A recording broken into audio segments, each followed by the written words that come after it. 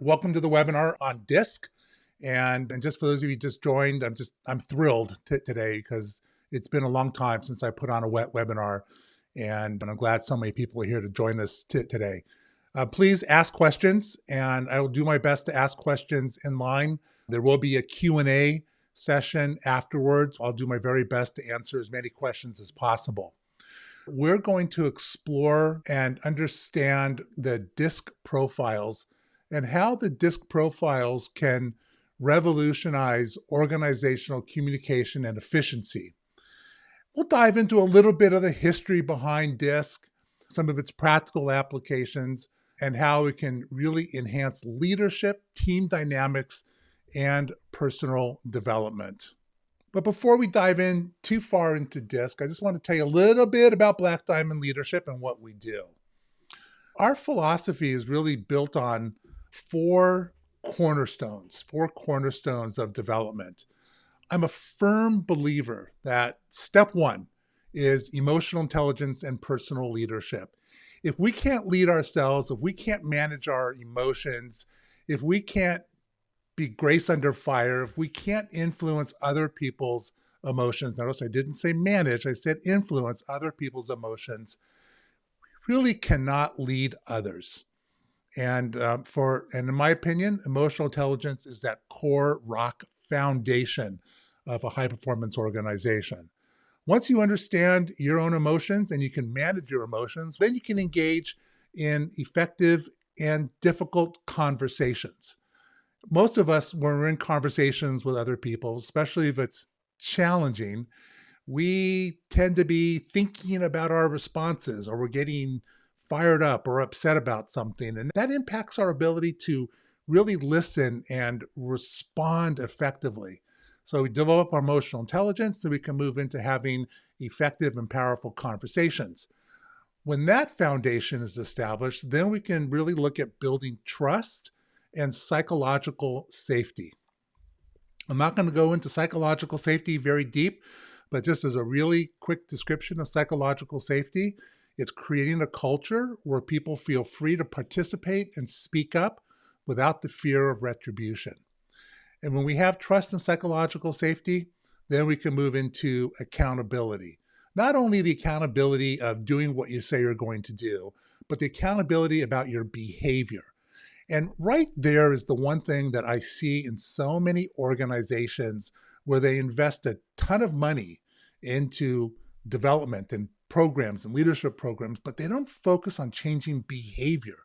And so what happens is they talk about psychological safety, and then some people don't behave that way. And that kind of destroys it, especially when it's leadership.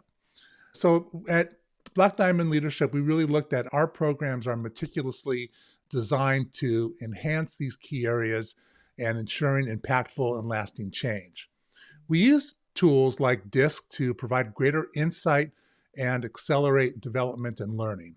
We have other innovation tools such as a psychological safety scan, emotional intelligence or EIQ assessment, a leadership 360, and motivators. And each of these tools offers valuable insight and unique contributions and comprehension to leadership and team development.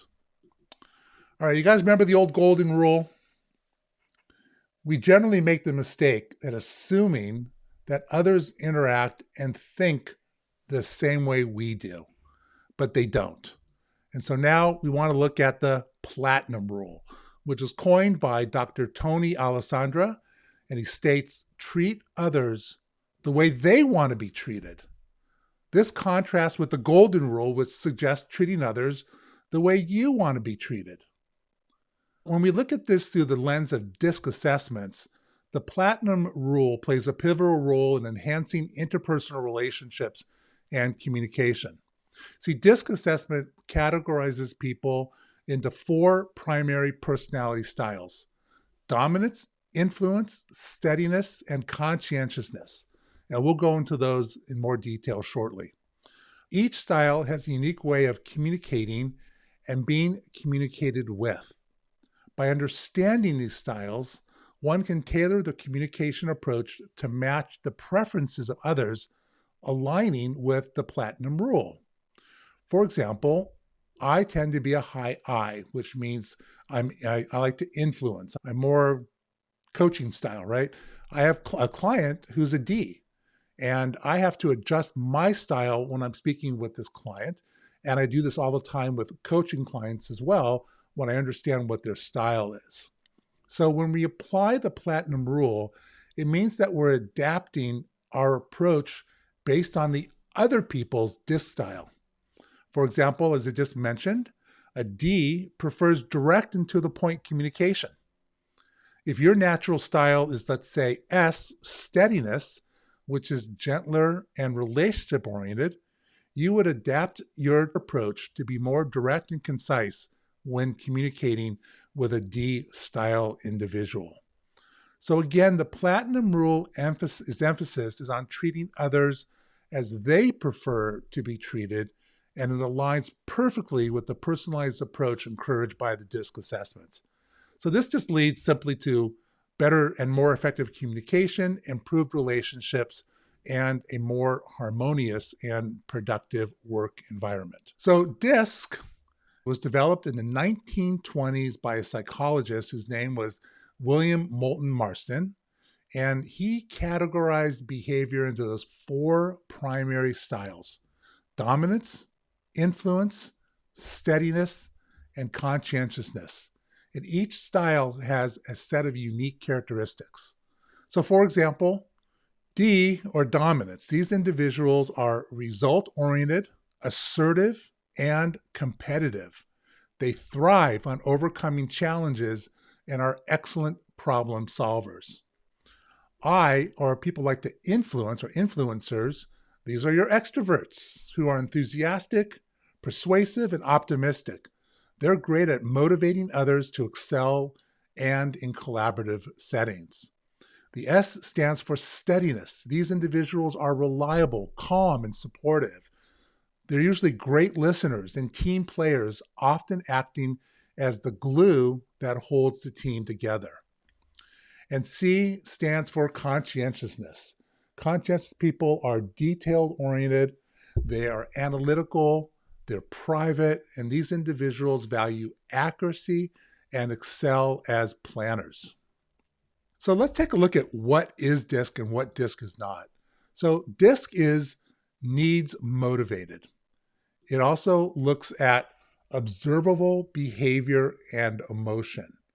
And it's a combination of nature, which is inherent, or nurture, which is learned. It helps us understand behaviors can be positioned within a systematic, predictable framework, even though individual personalities are unique. So what a person wants, needs, and expects from you and others, as well as how that person communicates those wants, needs, and expectations, and adaptability. It reduces the tension and increases collaboration and trust in all types of relationships. So there is not, emphasize not, a best DISC style. Historical and contemporary research reveal more than a dozen various models of our behavioral differences, but they all share one common thread: the grouping of those four basic categories. Again, there is no best DISC style. Each style has its unique strengths and opportunities for continuing improvement and growth. The DISC style assessment examines external and easily observable behaviors and measures tendencies using scales of directness and openness that each style exhibits. In a little bit, we're going to talk about how DISC applies to a team. And if you think about the various types of styles, a team really requires all four types of DISC personalities on a team to be effective. So I have to emphasize, because this is the first question I'm always asked: which style is best and how do I get there? There is no best style. When we look at dominance, they tend to focus on problems and challenges. People who are I's, or influence, they focus on people and contacts. And S, or steadinesses, they focus on pace and consistency. And conscientious, or C's, focus on procedures and constraints. When we look a little bit differently at the four styles, we know that people that are conscientious and dominant, C's and D's, they tend to be more guarded. But D's and I's tend to be more direct. And I's and S's tend to be more open, where S's and C's tend to be more direct. Let's break this down a little bit further.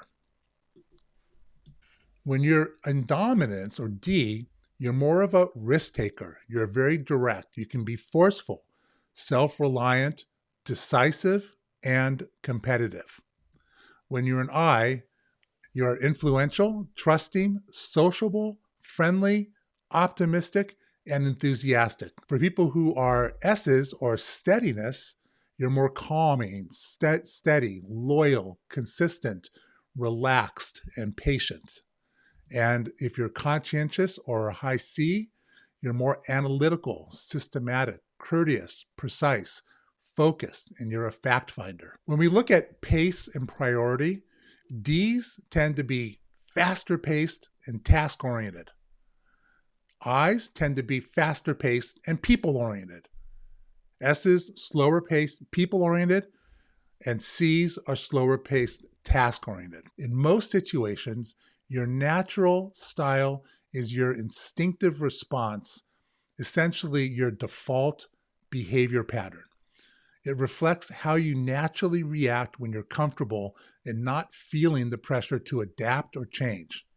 On the other hand, the adapted style represents how you adjust your behavior in response to your environment, particularly in the workplace or stressful situations. So understanding the difference between these two styles can be incredibly insightful for personal growth and professional settings. It helps in recognizing the potential stressors that causes shifts in behavior and the impact of these shifts on performance and relationships. So for example, if you look at these two graphs, and these are not my graphs, you can look at the yellow, which stands for I, has a dramatic shift from their normal style or natural style to their adapted style. And we also see a really dramatic shift in their conscientiousness style from their natural to their adapted style. And that means that in their adapted style, these folks might be exerting a lot of energy, and it could be a very high energy drain and stressor. So interpreting your natural and adapted styles can reveal a lot about how you manage change and stress. So a significant difference, like I just pointed out in these styles, may indicate a high level of adaptation or even stress in your environment, as you might be consistently altering your natural behavior to meet external demands. So we want to recognize and understand these shifts. They can lead to healthier coping strategies when we recognize and work on them, and a more authentic interactions, both personal and professional contexts. It also allows for managers to understand their team members better and provide support where necessary to reduce workplace stress and really help improve overall job satisfaction. So who is DISC for? We're going to look at a couple different types of people. Number one, for individuals. Let's look at how DISC can enrich individual lives for anyone seeking personal growth. So as you know by now, DISC aids in recognizing and embracing one's core strengths while also highlighting areas for improvement. By understanding your DISC style, you gain valuable insight into your communication preferences, what stresses you, what triggers you, and your motivation. So this knowledge empowers you to really navigate both personal and professional relationships more effectively, leading to enhanced self-esteem and life satisfaction. For leaders, it's very powerful because great leaders need to be adaptable, and DISC provides the insights necessary for this adaptability.